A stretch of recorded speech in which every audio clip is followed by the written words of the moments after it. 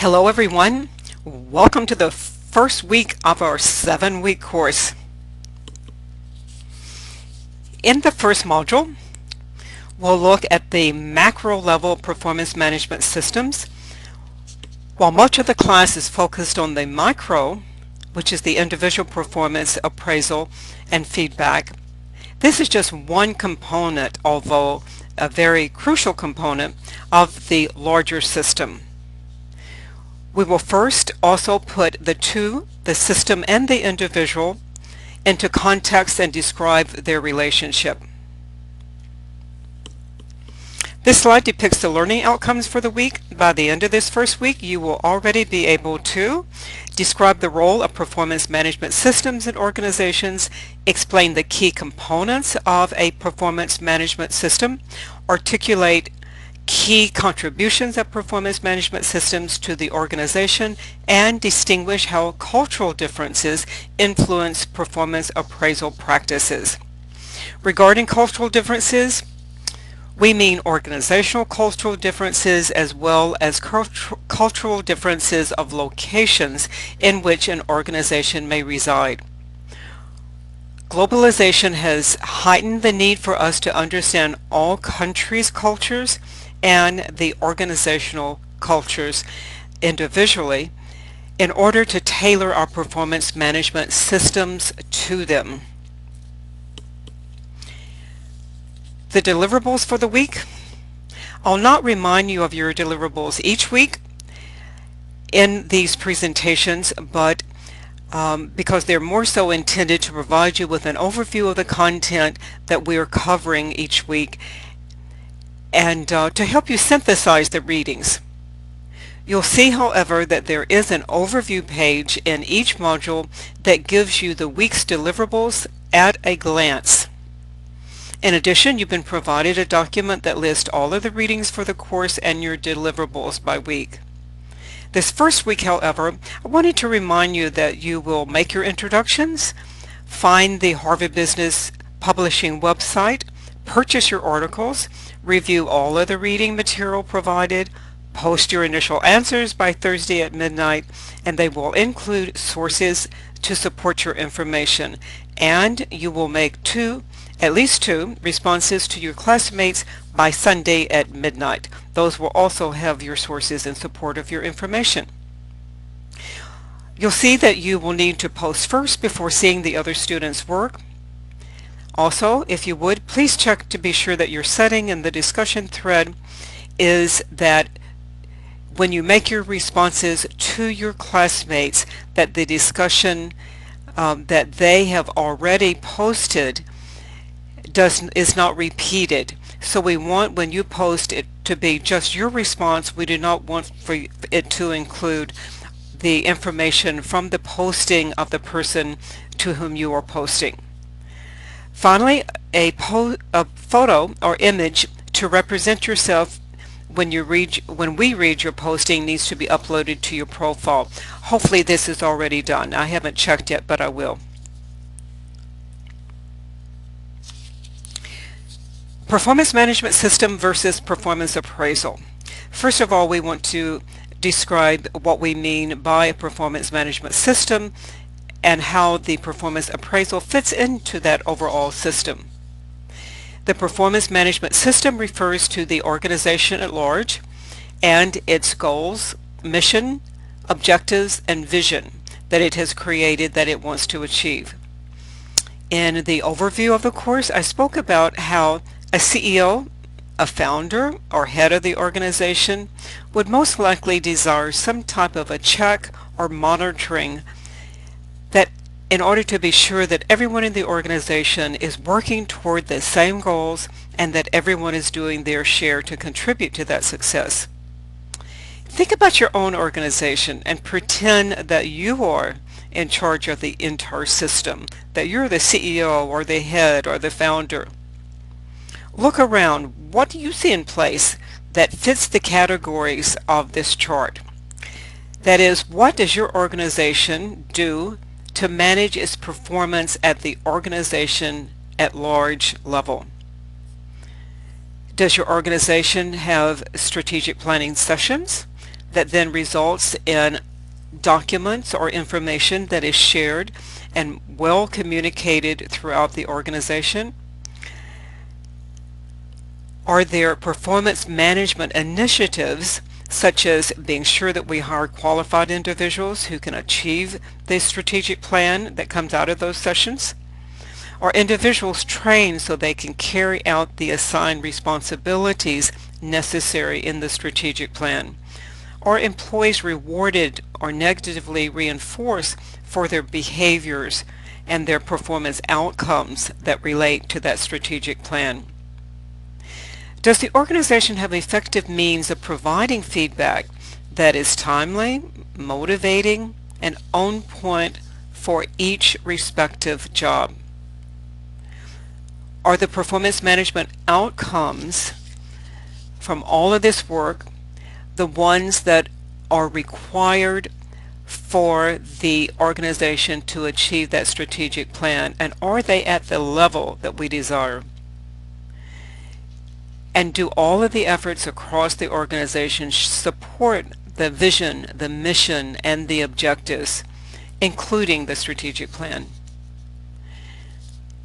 So how did your organization achieve its success as you reflected on each of these elements?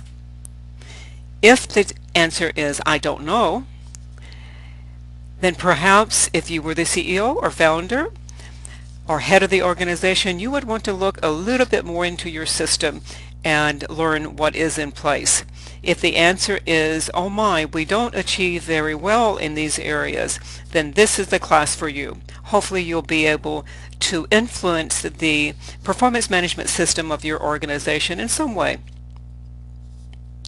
All leadership of an organization must think holistically about managing its success. Let's look at some of the key contributions of effective management systems. I'm sure I'm not the only person who hears complaints about all of the different elements that go into having an effective performance management system. So let's remind ourselves of why we bother. Performance management is very expensive and very time-consuming. So what does it contribute? First, it makes clear to everyone in the organization what is expected of them. I would guess that at Walmart, all in the organization knows that keeping costs down is a key expectation. At Google, those Googlers are informed at their orientation that they are expected to spend a certain amount of their time working on anything it is that they like. That is to promote innovation.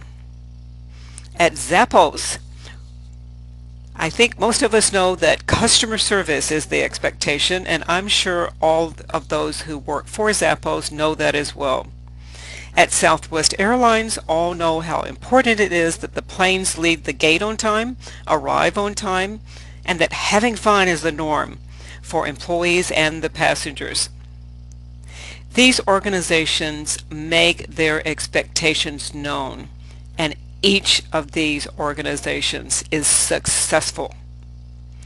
Second, it provides quantifiable performance information to the individual and the organization at large.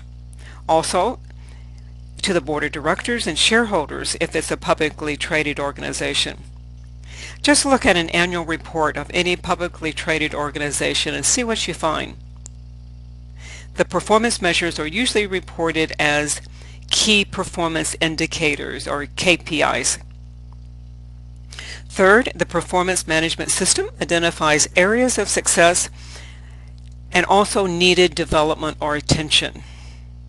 At Marriott, we knew success was never final. So even if the results that were reported were very positive, we knew that we needed to continue for even more success. Fourth, the performance management system provides documentation at the larger level for perhaps audit and quality control systems, but also at the individual level for an individual's needed training, coaching, discipline, or even exiting the employee from the organization. And number 5, the performance management system allows us to plan for the future in a variety of ways, such as needed new technology, needed new recruitment plans for new competencies, maybe to plan for new locations for facilities or offices, or additional development for the leadership in certain areas. Hopefully you are convinced that effective performance management systems are critical, and that in this class you will learn how to affect that success. You may recall the graphic on the right from the overview of the course. It depicts many of the HR-related initiatives for performance management that you are most likely familiar with, maybe the exception of job analysis. Each of these initiatives is influenced by factors outside the organization, and these are described on the left-hand side of the slide. Organizations do not live in a vacuum. The major influences on the organization that will directly affect the performance management system include organizational capabilities. These are what the organization does best when we distinguish them from the competition. That's why it's considered an outside influence. Compared to the competition, what are the organizational capabilities that the organization does best? We've spoken about a few already, such as Google's ability to innovate, Southwest Airlines' arrival and departure and fun, Walmart's ability to keep prices low. We can look at Amazon and their ability to deliver our purchases quickly, Zappos' exceptional customer service, and Disney's magical customer experience. Think about your organization. What are the core capabilities that your organization achieves that distinguishes it from all the rest? You should be able to answer this question whether you work for a university, serve in the military, work in a nonprofit organization, a for-profit organization, a government organization, and no matter in all of these, if it is large or small, we need to know what our organizational capabilities are. Demographics are merely the various segments of our population. These are important to know since our organization will need to tailor the performance management system for the various segments. These include age, gender, race, level of education, income level, and more. We've experienced some dramatic changes in our national and global demographics in the recent decades, and they've all influenced our performance management systems. Economics refers to the economy. How well are we faring as a nation or globally if the organization is a global one? Economics impacts how much money people have to spend on our products and services, how much the military or federal, state, government agencies' budgets are allocated, how much donors will fund nonprofits and their favorite university. Economics also impacts how much funding the organization can allocate for merit increases, for salaries, for incentives, for retirement plans. Just a few of the many impacts that it has on the total rewards of the organization. Legal requirements, there are many, impact the way we do business and all employment decisions and practices. There are major ramifications in hiring, performance appraisals, and compensation, again, just to name a few. We spent time in the course looking at some of the legal ramifications of performance appraisals, something that you may not be familiar. I'm sure you know what rules and regulations your organization has regarding appraisals, but you may not know the laws that are behind some of the rules and policies. Many organizations are global, and I'm sure you understand the concept of being global. Also, you understand the concept of information technology. These two are large influences on all segments of our performance management system. We devote one assignment in the class to the trends of the use of information technology for performance appraisals, and there's a question on your final exam about how to keep an individual's country's culture in mind when we tailor our performance appraisals, when we say expand to a new country. So these are two of the items related to globalization and information technology. The culture of the individual organization can also influence the performance management system. For example, the culture of NIH, the National Institutes of Health. They have many research scientists who are experts in their field, and they have dedicated, some of them, lives to a specific breakthrough that can change lives. They're very disciplined. They're very research oriented. This calls for a different type of performance appraisal as opposed to, say, a Zappos employee, where they call for having fun and being a little weird. Societal norms refer to how our lives and our work have changed. This could include norms such as attention to the equal treatment and equal compensation of men and women. It could refer to the desire for more frequent feedback, not waiting a whole year to get a performance appraisal. It could refer to the desire to be able to change our goals as we're going through the year if needed. Another societal norm is less loyalty to one organization.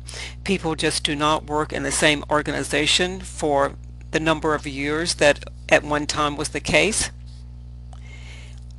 Another norm is the desire for flex schedules or working remotely, and having more than one generation working together in one organization. We have seen as many as 4 or 5 generations in an organization and even an office at one time. I'm sure you can think of a few other societal norms that influence our performance management systems. Politics can be seen in the expectations of organizations to be a good community citizen, perhaps to buy locally, or protect our environment. Politics can be at the national, the state, the local, and community level.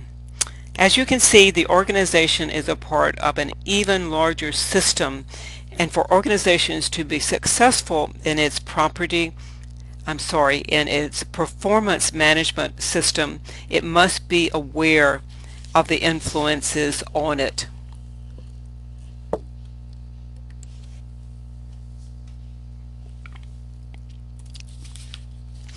Let's look now at two very important concepts in our class: vertical and horizontal alignment.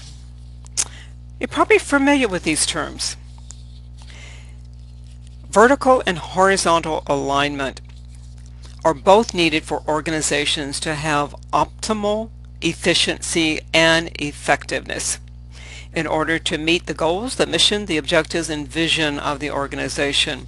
One without the other does not achieve the needed results. We'll speak about these two concepts all through the course. When you share your organization's performance appraisal tool next week, you will share with us whether you feel that it helps to promote vertical and horizontal alignment across your organization. And you'll see a question on the final exam related to these. Vertical alignment refers to linking all of the expectations, behaviors, practices, tools upward to the vision, the mission, the goals, the culture of the organization, as well as those outside influences that we just covered.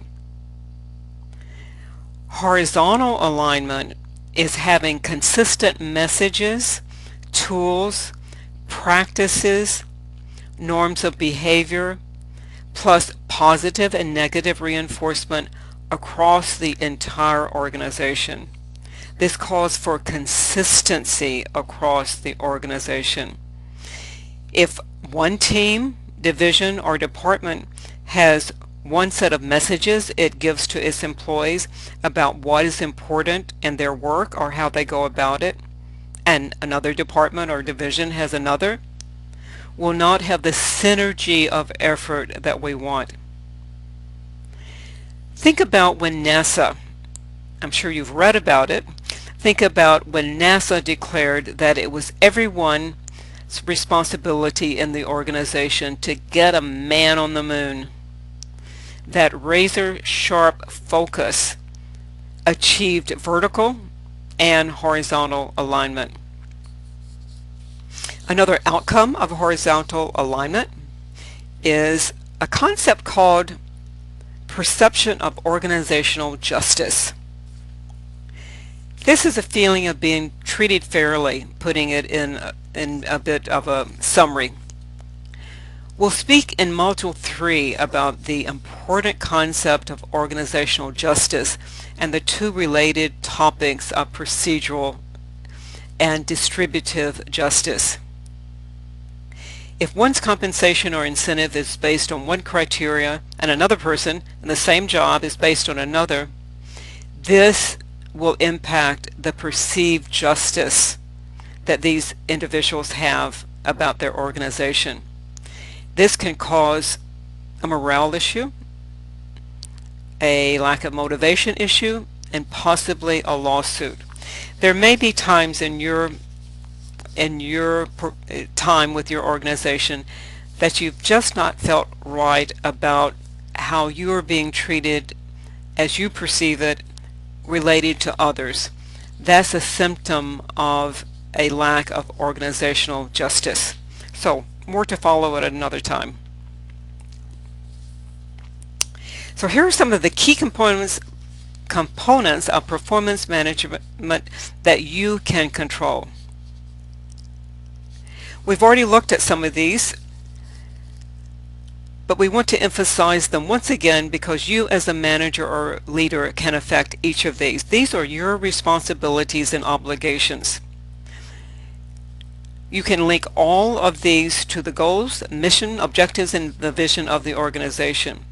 You can help to manage performance of the organization by analyzing jobs, by identifying performance expectations, through coaching, through supervising, through providing direction to those who report to you, through encouraging and fostering employee participation and engagement, by gathering data to assess job performance, and through conducting the feedback of that appraisal and then setting new goals with the employees. All of these items we cover in the class and they're part of our learning outcomes. I want to go back for a moment to cultural differences. I mentioned that our demographics influence our performance management systems and our performance appraisals. And also mentioned that there's increased diversity in our demographics, both inside and outside the organization. As we look at the various topics in this course, remember to think about how the cultural differences of the individuals will impact the way we manage performance. I may not bring it up all of the way through the course, but I want you to have that in the back of your mind.